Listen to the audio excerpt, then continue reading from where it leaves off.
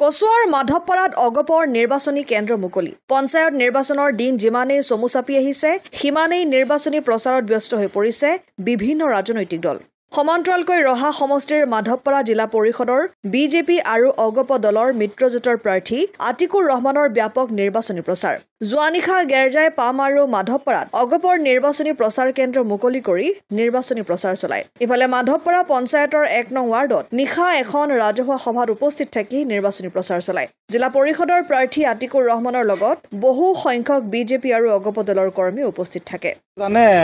মিত্ৰজোঁটৰ কেন্দ্ৰত চৰকাৰ দিছপুৰত চৰকাৰ গতিকে আজিকালি জনসাধাৰণেও জানে যে আমি চৰকাৰৰ পক্ষত থাকিব লাগিব এইটো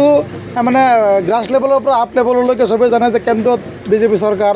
ৰাজ্যত বিজেপি চৰকাৰ গতিকে ইয়াত আমি যদি অন্য দলৰ প্ৰাৰ্থীক জয় কৰোঁ ইয়াত আমাক উন্নয়নমূলক কাম কৰিব নোৱাৰিব গতিকে সকলোতে বিজেপিৰ মিত্ৰজোঁটৰ বঁটা বুলিছে এই জেগাতে আমাৰ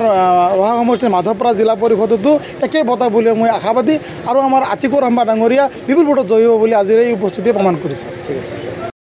কচুৱাৰ পৰা গুলজাৰ হুছেইনৰ ৰিপৰ্ট অসম আদিত্য।